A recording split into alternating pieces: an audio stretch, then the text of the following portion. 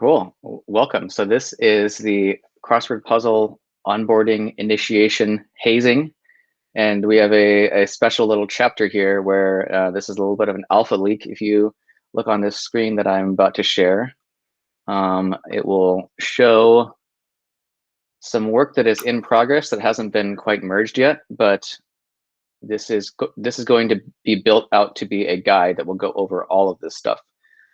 This crossword puzzle, kind of broadly, is meant to be kind of a fun house, I like to say, where you go in there and you're gonna kind of bump into some walls and find some clowns and stuff, and along the way we're going to meet all of the items and aspects of Near that makes it unique, and hopefully answer a lot of questions about how Near works and how it's different as a blockchain. I think one of the hardest things too is with Web3 and with any blockchain, you need to figure out the constraints. I'm in this box, it's very different than Web2. I think we're all kind of used to my computer has basically unlimited CPU. I can do whatever sort of animations on a website and it's fine. And that's not the case with blockchain. And for me, it was very hard to think creatively about fun stuff to build on blockchain until you get that sort of sense of how big is this thing and what can I do in it? So that's a big part of what I'm trying to go over here. Nice. And so this is the basic overview here, where this is chapter 1 is going to be kind of the easy stuff. And we're going to have this hard-coded crossword puzzle that looks exactly like this. So there's just going to be 4 words: Near, Nomicon, Ref, Finance. And we are going to explore how this works, how you would build a crossword puzzle on Near and make it progressively more difficult. And so the basic idea here is crossword puzzles, everyone knows what it is. Luckily, this is why this makes for a great example. And what we're doing with this crossword puzzle is the solution to the crossword puzzle will be turned into a bunch of words, like a solution phrase. Eventually, this will be a seed phrase, and that will explore some access keys and how that works on Near.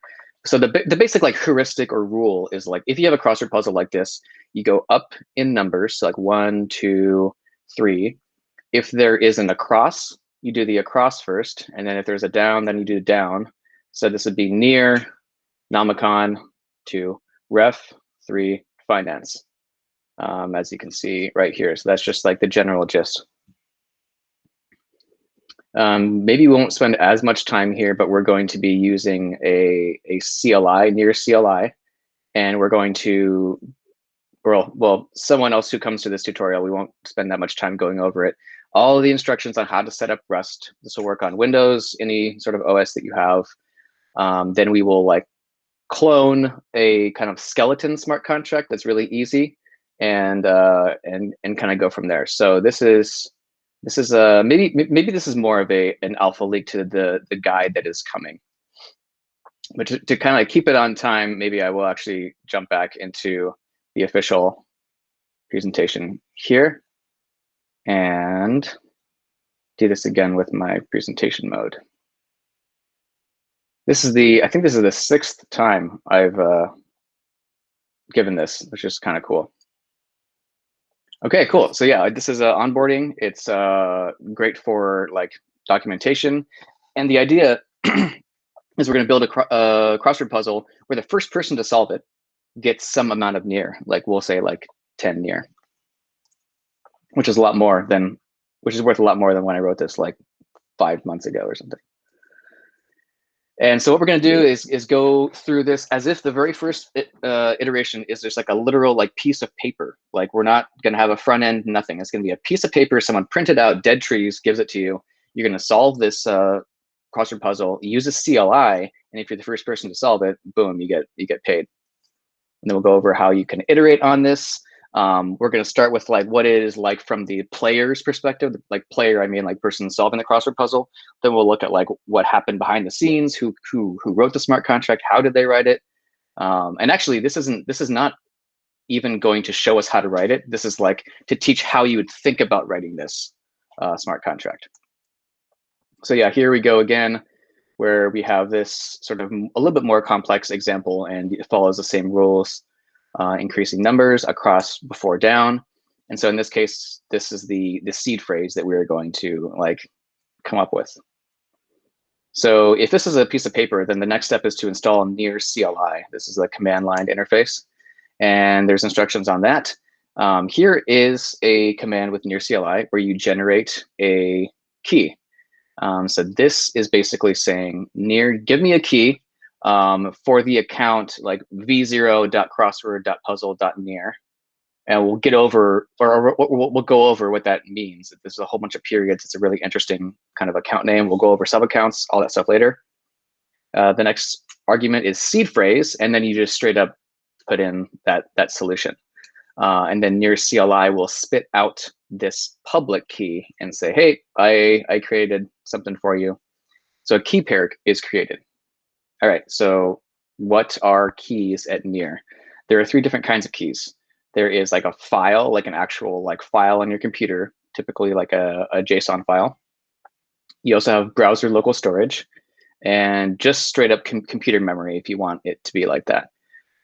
So I've highlighted file here because that's what just happened in that previous command, is that it created a file on your computer in the like home directory. And so that's different for different operating systems. OS X and Linux will look like this in .near credentials, and then the network, which is testnet, and then that account name that we fed in. So that JSON file will have like the public key, the private key, and the name. So then this person who just solved their physical piece of paper crossword puzzle is like, cool. Now the next directions are I will call that smart contract. Near is the CLI. Call the smart contract account is located at v0.crossword.puzzle.near. The method that let's just say we made a method on this smart contract. It's called submit solution. And then here we say, all right, submit solution is the function. Here are the arguments. Memo is an argument. Reward account is an argument. Then lastly, we say, who am I calling this smart contract from? And interestingly, you're calling it from version 0.crossword.puzzle.near. So you're calling the smart contract from the smart contract. Weird. This is a really atypical use case, but we'll talk about that more. But this is going to showcase kind of a superpower of near. Yeah, and let's say that the first person to solve this has a reward account, and so it's like, oh, cool, Mike.near. If I'm the first person to get this, please give 10 near to Mike.near. Here I had, like, by the way, memo, where it says like Mike is the king of the hill, and so this is like just kind of a cheesy little like braggadocio message. What is that memo? Well, it's just for funsies, it's to give it that retro arcade feel. And maybe it's a little bit more than funsies, where maybe this is useful later on as we learn about other stuff at near. So that's the basic idea there. The memo is not the solution? Correct. So what has happened here is we took the solution, and by the way, I am like throwing you in the deep end. So if you feel like you're in the deep end, you are. We took the solution to the crossword puzzle, and we created a key pair from that. We said, hey, here's a bunch of words, make a private key out of this thing. And it's like, okay, cool, I know how to do that. And so it saved it into a file. And then we are saying, hey, I'm going to call the crossword puzzle at this function using that key that I just like created from the seed phrase. So you're kind of calling it as the solution, right? Because of your identity is like the private key that you generated from the seed phrase. Yep. So yeah, so this is a trippy way of doing things. I don't think we've ever done anything like this in any of our examples at near. But this is like, I also want people to like blow their minds about what like access keys can do. I think that there's a lot of potential with sub accounts and access keys that we have not explored. So that this is cool. So dream big, and this is one of those examples. So if you want to blow my mind further, I still don't fully understand this. Like, you just solved the crossword puzzle, and that gave you v0.crossword.puzzle.near as the name. or you already knew what that was? Like, where are you using that private key that you just got from solving it? Yeah, good, very good. And actually, I guess this slide is fine.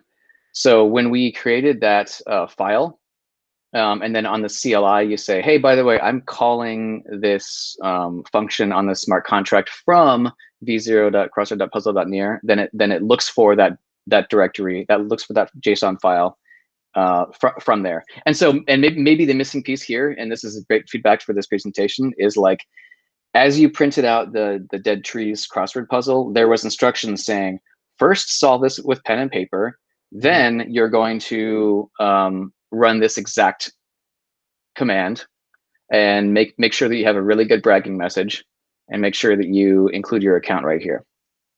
But when you solve the crossword puzzle and you get that seed phrase, you're making your own JSON object on your computer that it knows to call with that seed phrase in it? Yep. That's the part I was missing. Is the name v0.crossword.near important, or is it just whatever public key is stored at, or private key is stored at that address? Yeah, so this could be whatever the account is that holds this smart contract. So this could be like mike.near. I think the question is, does the local name of the key, the file that you used to store the key, need to match the contract name? Yes. It does. Okay. Yeah. Yeah, I appreciate that. Yeah, super good questions. And maybe this is like a little demystifying that we can help with near CLI. This kind of all happens behind the scenes. Cool. Perfect. Love it. Oh yeah. So why are we including this? Like, okay, so if we're including like a bragging memo here, then why can't we just freaking send the solution as like a, parameter? Like, it's a good question. Number one, calm down. This is an informative demonstration. Okay. Number two, no one can actually front run this solution unless they've created the key. Do you guys know what front running is at all? I won't go too crazy, but yeah, that totally makes sense. Yeah. I'm not familiar with the terminology in this context. Cool. Awesome. So especially with like on Ethereum decentralized finance, like there are people who are like validating the network, it's a whole peer-to-peer thing going on. And if you send some particular arguments and it goes out into the ether, pun intended, and then some validator is picking it up, they can actually see that before it gets in the transaction, or before it gets processed rather, and they can say, hey, that's a pretty good idea. How about I submit that transaction with those exact same parameters before you did, right? And people like are making like a good amount of money on this. And this article is riveting. Like I will use my, if like I'm allowed to give a recommendation where it's like, no, seriously, read this book. This is it. I'll use it up. If only I have once per year, this is the one. Read Ethereum is a Dark Forest. It's a Medium article. It's insanely like riveting. You could make like a Black Mirror out of this. It goes over front running and how cool it is and how horrible it is. Cool. So yeah, again, the first user to solve the puzzle wins. So all you need is a pen. Solve the crossword puzzle. You got near CLI. You make the key pair. You send the transaction. That's like near call, and then you profit. Literally, super simple. This is all kind of like from the point of view of the person who's like playing this game, who has that crossword puzzle. Okay, well, obviously, what happened like before this? Now we're going to kind of focus on the smart contract itself. Someone wrote the smart contract.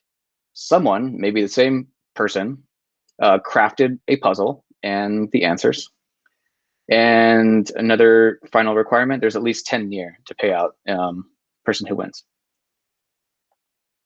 And there's a special function call access key that was added to this contract. This is basically, well, this is literally the key that we have like discovered from the solution. What the hell is a function call access key? Okay, this is a throwback to a couple of slides ago when we generated that key, and I've highlighted here the public key that was like generated from that.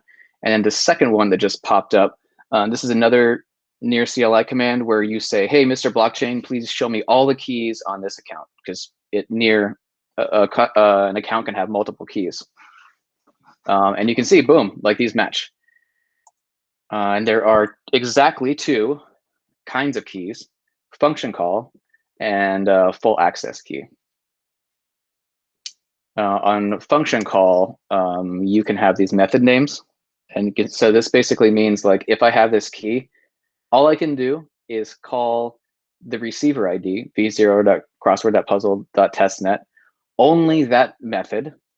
And there's like this large allowance here. And that means like this is how much gas I can spend using this key. Allowance is kind of interesting. I've heard it kind of misunderstood where people think that maybe you can actually like send like that allowance as near, you know, like cash it out. Nope. It can only be used as gas, which is super awesome. The full access key one below, that means you can do anything with this. You can add more keys, delete that bad boy. You can delete the entire account. You don't want to, you know, play around with full access keys. Yeah, so function call access keys. The typical use case that we have right now is you like log in to a dApp. So we have like a bunch of examples at near.dev, and there's one of them is like guestbook, and in the upper right hand corner it's like log in to this thing. And what happens there, to be very explicit, because this is actually really important. I've had some kind of senior people who have been in Near for a while like not really understand this. When you log in to like guestbook, what's happening is you go to Near wallet, which is where, actually here, I'll just go here. You go to Near wallet, inside of local storage here. This is kind of weird, frankly. Inside of local storage, if I were to click on this, it would show the private key to... Yeah, I was starting to panic as you were doing that. I'm like, don't do that. Yeah. It would show the private key to all of the mainnet accounts that I have. So I don't think I will. And yes, good idea there. I'm just trying to get the blood pumping, you know, makes it more interesting. It worked. That was amazing. So what happens is if I were like logging into a dApp here, I would basically be using the full access key on my account in wallet to say, hey, create a function call access key for this guestbook thing. So you're creating a new key on your account. It's not like guestbook is creating a new key on its account. No, you are creating a new key on your account, just to be super clear about that. Okay, so yeah, function call access key, again, like we've mostly been using them for like logging in, but I think the sky's the limit. Full access key, I think we already kind of went over this, but it should be protected, and you can do some super powerful things like deploy a contract, send near, delete the account, and other powerful capital A actions. What are capital A actions? Very important to know. So before we get into all the actions, we've seen like three things happen here. We did like near generate key. It created a key pair locally. That actually was just straight up like, didn't even touch the blockchain, just like made a key out of like, you know, randomness. And then we use that key to send a transaction, right? Calling that submit solution. And then we saw the keys available on an account. So what are the like near actions under the hood? Well, function call, because we called that function. Add key, because at some point the creator of this smart contract had to add that function call access key that we are discovering. And then transfer at the very end, you know, the first person to win, boom, transfers 10 near. These are all the actions at near. When I first joined, it kind of looked like there was a lot, but when you just realize that you can have sub accounts, which we'll get to later, and you can have keys, then of course you have to add and remove, you know, delete an account, create an account. And once you kind of realize that, then this is actually whittles down to very few. In the bottom left, this, in case you didn't know, nomicon.io is our official spec site for this. When I first joined, I thought it was like some contributor made this thing. And I'm like, man, this site is really useful. It's like, no, this is actually like the official near spec. So in case you didn't know that. Crossword actions. Okay, yeah, this is important. Crossword actions in use. So we went over the three that we used, but sort of like what we did right there theoretically is like we had like our CLI that like kind of bundled up some information and then like threw it over to the blockchain and then blockchain like processed it, right? So that's like kind of like actions, like almost like thrown into the blockchain. You could also have actions that are like inside a smart contract. And actions inside a smart contract can only act on like that, like myself, like me. So you can add a key to yourself. You can remove a key to yourself, and you can even like deploy to yourself. You cannot deploy to some random account, but you can deploy like some smart contract code if you're in the process of creating a sub account. Cool. So now we have sub account. Can you give an example of that? Like, can you give Sure. an example of what does it mean to deploy a contract to yourself? Sure. To yourself. So like this would make, okay, so recently there's an NFT marketplace called Mintbase. They're awesome. And they upgraded 544 contracts. And what that basically meant was like, hey, I have some new binary code that is going to replace the smart contract binary code that I currently have. And I'm allowed to do this because I have like a full access key. Got it. And then in terms of deploying to a sub account, like this would be like if you have like a DAO. So we have like Sputnik DAO, and there's a factory that lives at like, I think it's like Sputnik.near, and this is like a secure account, and so that can create like Mike.Sputnik.near, and in the process of that, it like creates that account, and then it has like this payload that it can give it saying like, cool, every single one of these is going to have the exact same code for that. So that's the idea of a sub account, which we'll get to soon. But some ground rules on sub accounts. So near accounts are human readable. I think we've all figured this out, like Mike.near. And this is not like ENS on Ethereum. It's not like a mapping to your account. This is like actually your account kind of object, primitive, whatever you want to call it. You can only make a sub account that's like one level deeper than where you are. So Mike.near can make aloha.mike.near. Mike.near cannot make hi.ross.mike.near. Like, cannot be done. And this is a super common misunderstanding that if I make a aloha.mike.near, it's essentially a completely independent entity. You can say, hey, while I'm creating this sub account, why don't you add a full access key to it with this public key so that I have control of it? You can do that. But by default, if you just create a sub account, it might as well be like Kevin.near. Like, I don't have access to it. I don't have any sort of special access to it. There's just this sort of like understanding that like, you definitely know that Mike.near made it, but that's it.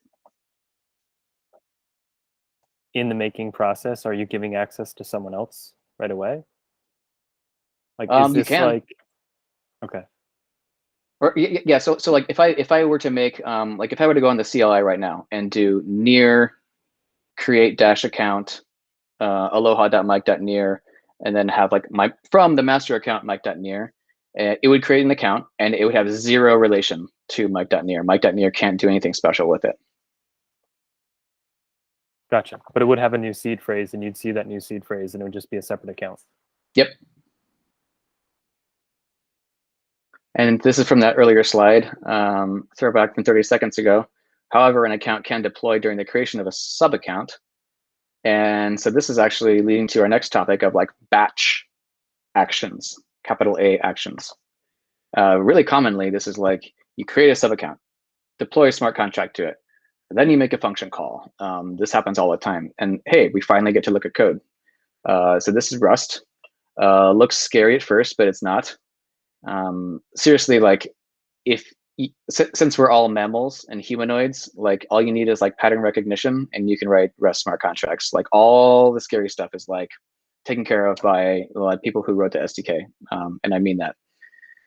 So here we are looking at batch actions rather in Rust. And so that you're going to focus in on that promise new, and then you can see that we're kind of like chaining, like create an account, and then we're going to transfer some amount to it, and then we're going to, in this case, add a full access key to it, and then we're going to deploy a contract.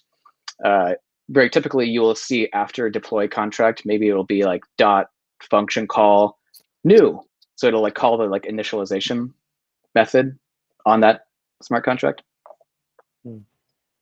So this is taken from the examples that live at near SDK RS, and there are other examples that exist at near.dev. And yeah, for Michael, I would just say like at some point it makes so much sense to just basically memorize these. Like they're not long. Luckily in 2021, smart contracts are like a couple hundred lines of code. Maybe in 10 years it's going to be like really hard to like follow, but like right now it's not. So we can like soak it all in. It's pretty cool. Cool. Just to clarify, this is the smart contract code, or this is the deployment code through the SDK? Yeah, this is the smart contract code. Oh, gotcha. So you know, good question. So in this case, like this is doing a factory thing.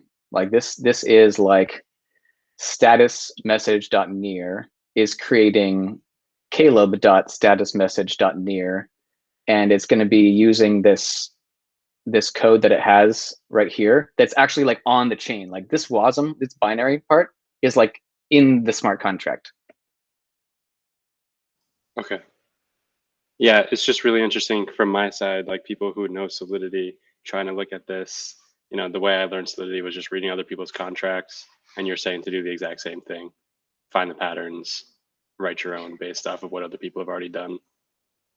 I mean, like, and I really don't like that. And that is why, you know, we are doing this 0 to hero tutorial, like so that people can like actually go through and like iteratively like learn stuff and follow some guides. Because I don't think this is a good approach, just saying like memorize stuff. Okay, cool. Yeah, for sure. Needs for MVP. Okay, yeah, so let's talk about needs. So the creator of the smart contract, right? They obviously have to like come up with some puzzle. They're scribbling down on some graph paper or something like that. All that it takes is their brain and maybe like near docs, because it's kind of fun to have like the solution to the crossword puzzle also make you learn about near to make this like, you know, self-referential.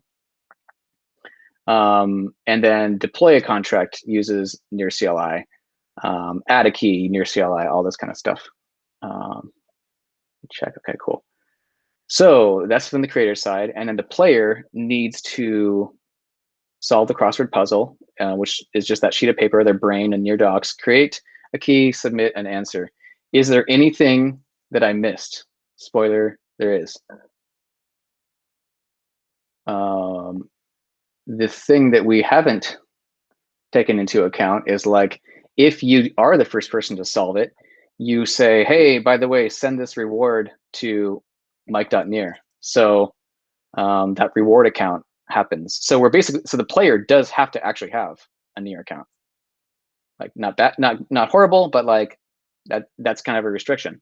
So now, before we get into too much scope creep, let's break this down to iterations, because we can have someone who has nothing to do with near just like solve this thing, and we can create an account for them, and then we can pay them, and the whole thing will be gravy. So version 0, pen and paper.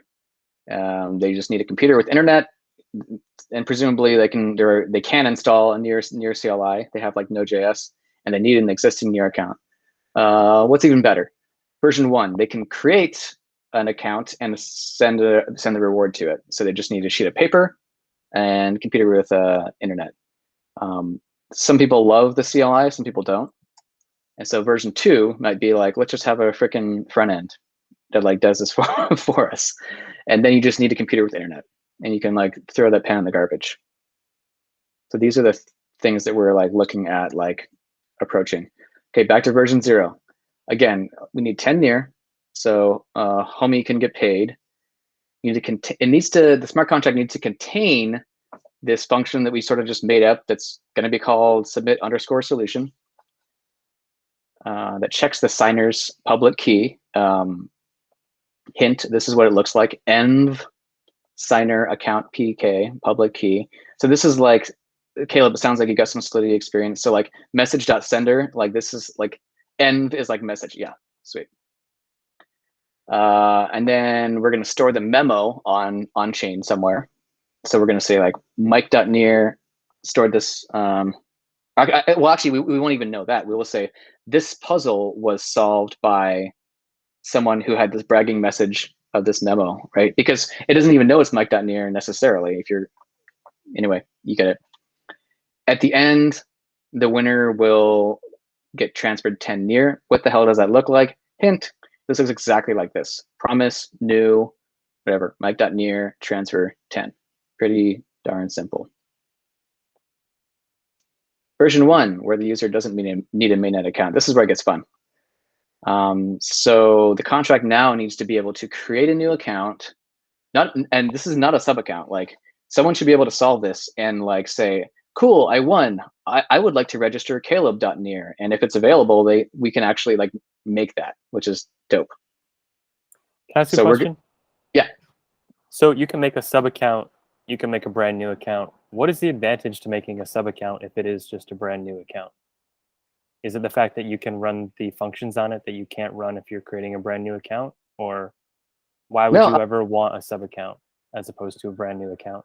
It's a great question. I think we're like still kind of like figuring that out. And I mean, the thing that I would say is like, if I, like, so for instance, like on Ethereum, if someone's like, oh, cool, there's this like dope DeFi project. And it's like, I don't know who actually deployed this thing. Someone told me it was Andre Cronje. You're like, okay, it's just some random numbers. But so like now people just like hunt for like transactions that come from Andre Cronje, and they're like, I trust this guy. So like literally he's like deployed code to mainnet, and people have immediately like put like $1 zillion in it just because they know it's from him.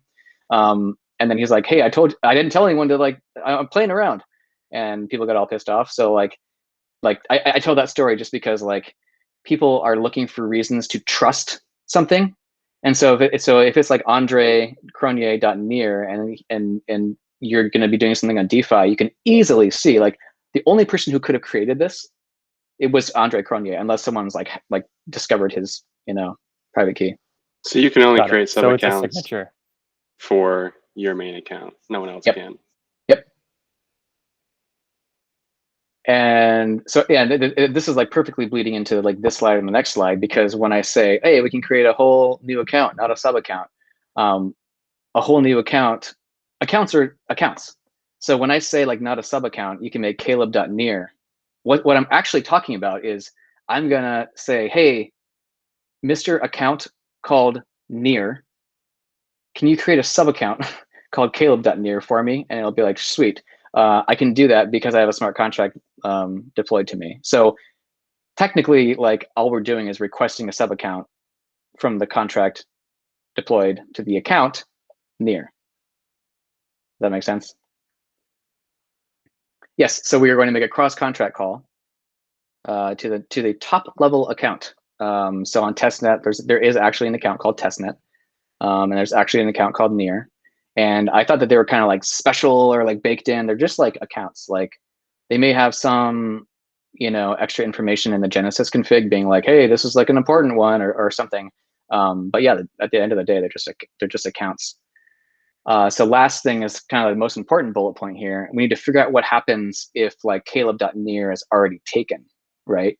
Because we can't just say, oh, cool, just create this account and send a bunch of money to it. Yeah, we need to be able to handle that. Which it is taken, so if you could get it for me, that'd be cool. I'll start trying to crack it, yeah. Speaking of which, Mike, do you have Michael.near? I don't.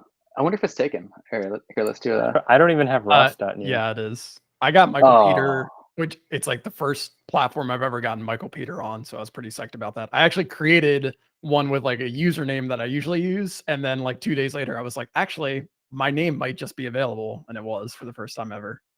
That's awesome. It's funny, just quick side note. So my buddy Josh Ford works on DevRel, and he's doing an awesome job like on that. And he got hired like maybe like a year ago or something. And he's trying to explain to his fiance how like accounts work and all this stuff. And there was sort of like a beta little program that like helped make accounts like easy, but it had a bug in it. So he's trying to convince his fiance that like this is like a really cool thing. And they use this little beta thing. And so his fiance gets Laura.near. and then immediately the local storage like blew up and they lost it forever. So it's like, so now she like hates, blockchain. She's like, wait, you're telling me it's unrecoverable? And it's like, yeah, just totally bricked it. Is that that's on mainnet? Yeah. Oh man, that's funny. Bummer. So that's forever. Actually, on top of that, very important to have your seed phrase written down, because I deleted my local storage and cookies from my computer just to like clear stuff up. And that's how I figured out it was stored in local storage. And it was like, unlike, MetaMask stored it in the MetaMask backend somewhere else. So Yeah. that was kind of terrifying. And I'm looking for that piece of paper for calebgates.near right now. So did you, when you created your account, did you choose a recovery method of like email? No, I chose seed phrase for everything. Ah, so I wrote it down. I just have to go find it. Nice. I think it's in a different state. Awesome. Yeah, so okay, the user doesn't need a mainnet account. So this is the code right here. Like, so this is the code, this is part of the code that's on like the smart contract deployed to near and to testnet. So .create account, .add full access key, .transfer, because that's one of the parameters you pass in. And then then you and this is kind of like weird syntax, like I agree it looks a little wonky, but essentially this is like, please, after you do that thing, please call me at a callback that's called on account created and claimed. And then you can pass in this amount. And then these next three arguments are kind of like magic arguments, being like, oh, we're going to call myself, and we don't have to attach any deposit in near, and we have some global that is like the exact amount of gas because we've kind of like fine-tuned it. But just as generally, the most important thing to note here is the then. After you do these things, call me at a callback, please. This is very important because like this is proof of stake. This is asynchronous. And so this is how you do cross-contract calls and make sure that things went right. You guys totally get this already. And again, there's nothing special, quote unquote, about these like accounts, like testnet and near. So yeah, so if you wanted to like actually create an account right now, this is the command. You say, hey, Mr. CLI, I'm going to be talking to mainnet now because default is testnet. Call the account near. There's a function called create account we just saw in the last slide. Here's the parameters you wanted, aloha.near. Here's the public key, kind of truncated. The amount is like 15 near. Yeah, give it 15 near. And I'm calling it from Mike.near, and here's a bunch of gas. This is the maximum gas, and boom. Now, if aloha.near was taken, it would be there.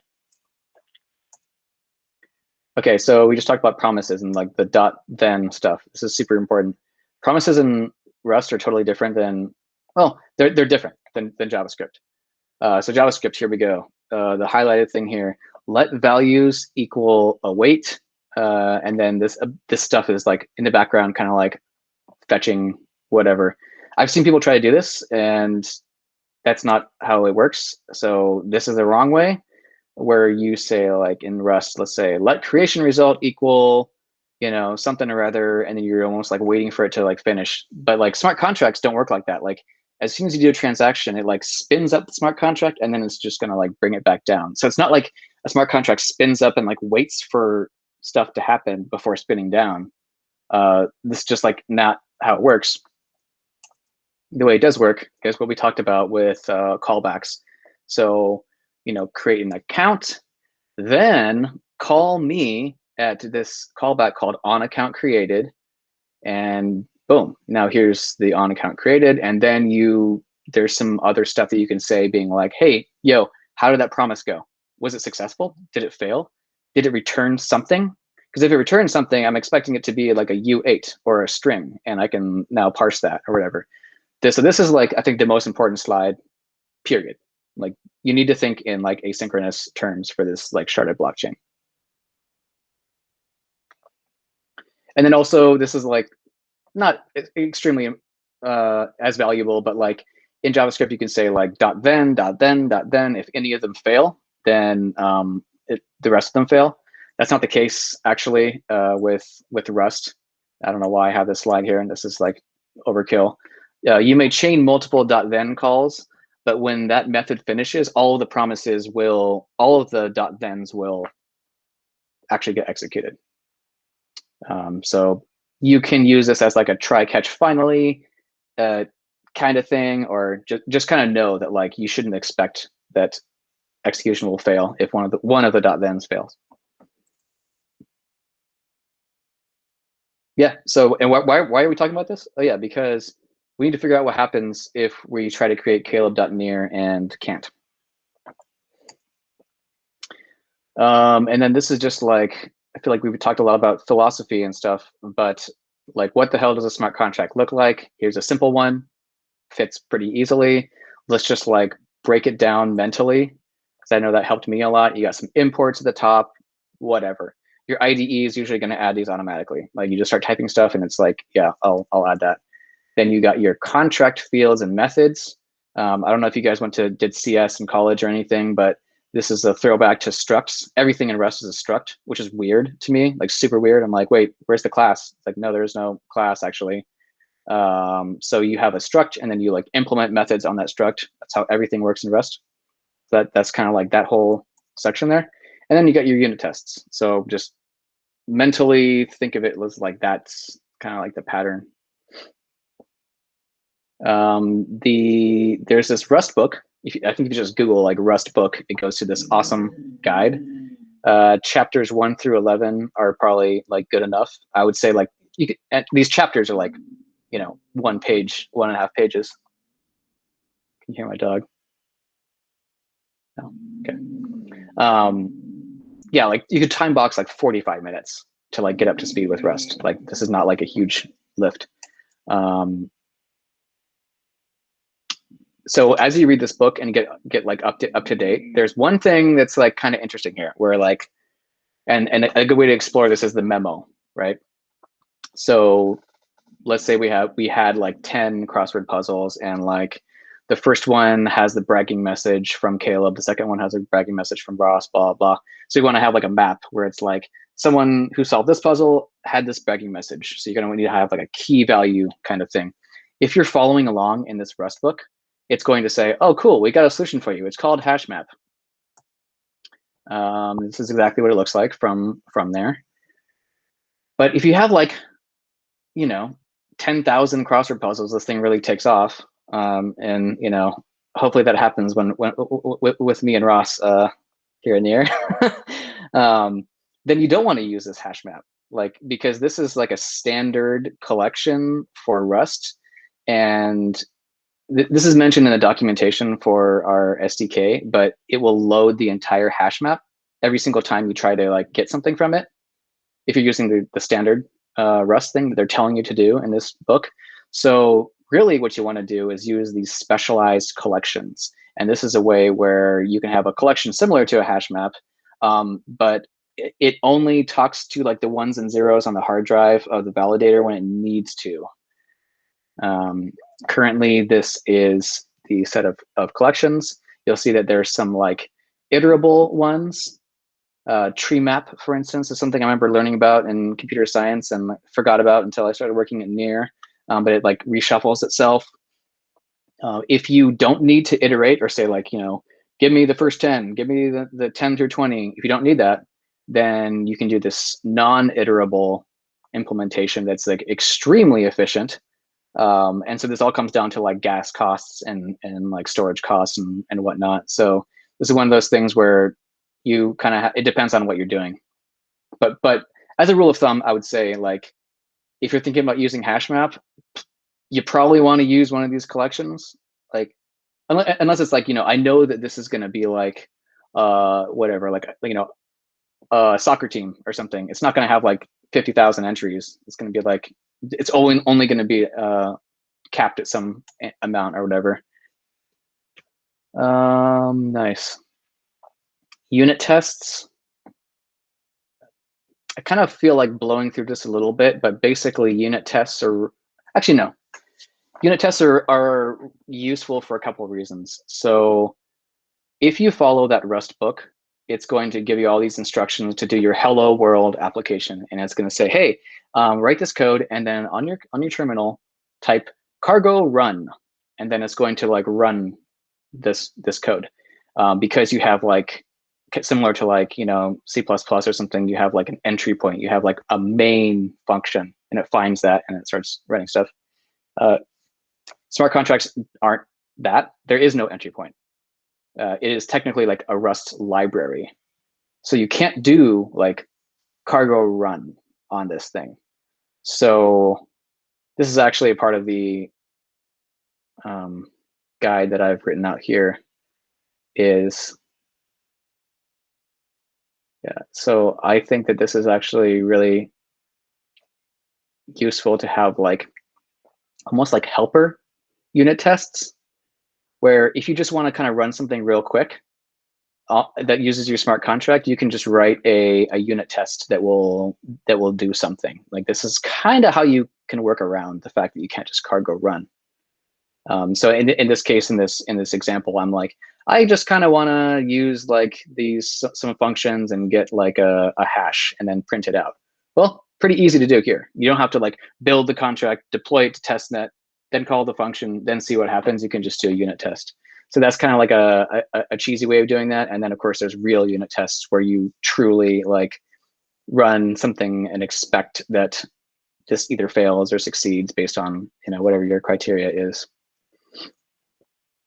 Yeah, so unit tests are great for like, you know, did this person call me with the correct public key? If they did, then they won. If they didn't, then it says sorry, buddy. And hopefully, if you screwed up that logic, the unit test will catch that, right?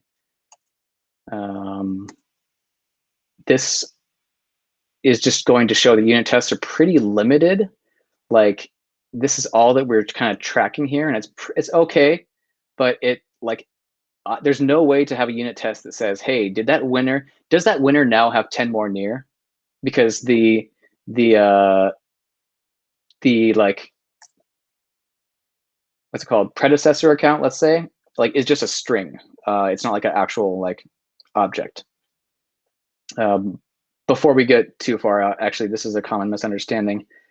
In the same way that we have like env whatever, we have three things that people can get confused about: the current account ID, signer account ID, predecessor account ID.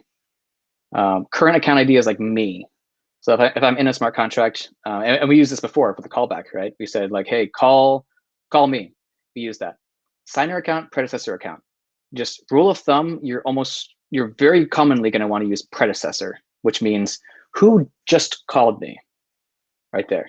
And that could have been a smart contract that called you, or it could have been someone on their CLI that just called you. The reason why you want to use predecessor in cases like this instead of signer is it's possible that someone could like, you know, make a smart contract and fool you into signing something and then like hitting their smart contract. And then that does a cross contract call to like whatever, a DeFi app. And then you say, okay, cool, who signed this? And it's like, oh, well, Mike signed it. So predecessor is a good way of like keeping track of like who actually was the most recent person to call me.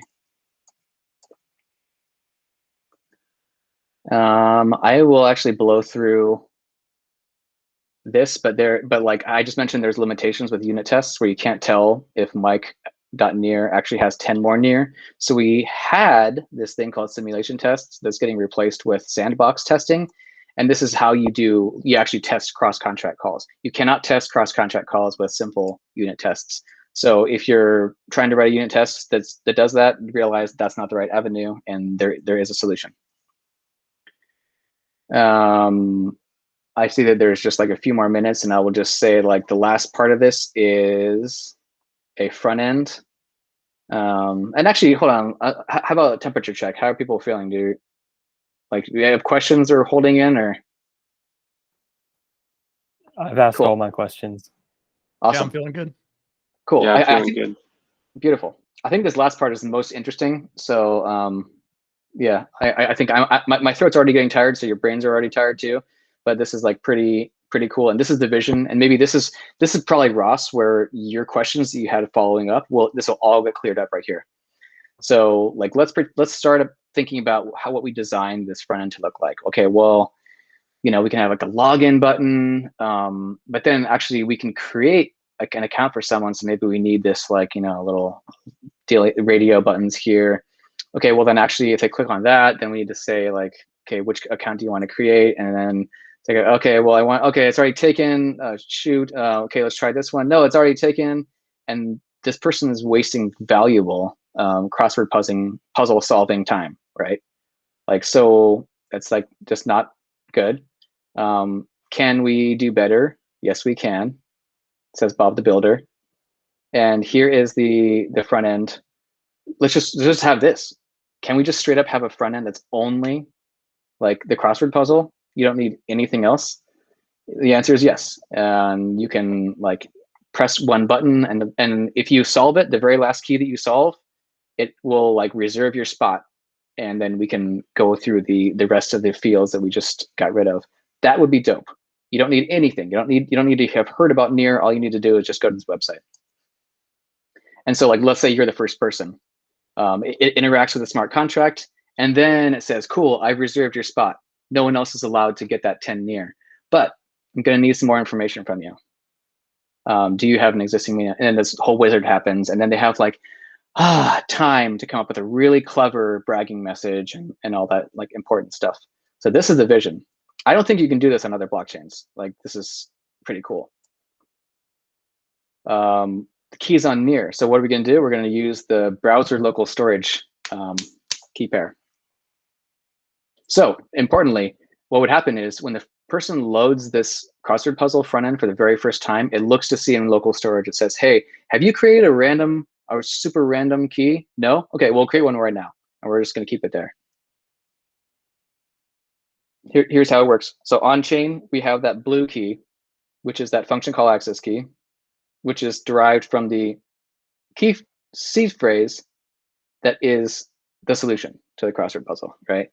And the red key is that one we just created, just some random, huge private key no one may ever find again for all of humanity. That's stored in this person's like front end. So the first person to solve it, we use that action remove key for that one that is tied to the solution, and then we simultaneously add homeboy's key to it, and then the winner can take their time. And now the red key is the only one that can like actually interact with this, and everyone else who tries to do it will be like, sorry, the key doesn't seem to be there anymore. Someone else got it. How will they know if someone else got it or if they just got the solution wrong? Yeah, good question. In my implementation of this, when you say, "Hey, Mr. Smart Contract, please give me all of the the clues of this thing," it also gives you the public key to that. So when you fill out the very last square in the crossword puzzle, it can like create a key pair and compare the public keys and be like, nope, not it. Basically, you can determine this off chain after you know what the public key is. You're checking your answers client side before submitting. Yep. And the public key is hard coded in the contract, but the key that's attached to it is changed to the new red key. I think I'm understanding you. Yeah. Okay. So then could you show in the front end to anyone else who loads the page, this has been claimed? Because you can compare somewhere? Yep. Cool. Totally. And so if we do this thing that we're talking about, this whole like just like plain front end thing, then we will have implemented all of these actions, which is pretty dope.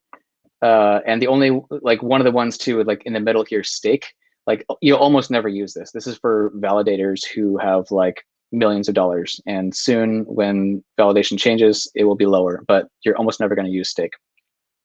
So basically all of them except for deleting the account. Okay, final recap. What time is it? Dude, I think we did it under an hour. This is awesome. Recap of learnings. So Near CLI can create keys, send transactions. We understand like function call access keys, full access keys, sub accounts, regular accounts, capital A actions, batch actions, which are you use for like factory and stuff like that. How promises work, how you need to think about callbacks and promises and how that's different than JavaScript. Like the anatomy of a smart contract, like the import, the struct, the implementation, the unit tests, and that you're probably going to want to use in your collections. There's specialized collections. Don't forget about that. And unit tests versus simulation tests versus in about 7 days, our team is releasing sandbox testing. So we'll update this, but that's like the new hotness. And Fiend, that's the end.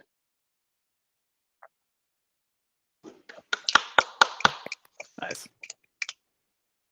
Nice. So I have a question about your front end. Does that exist?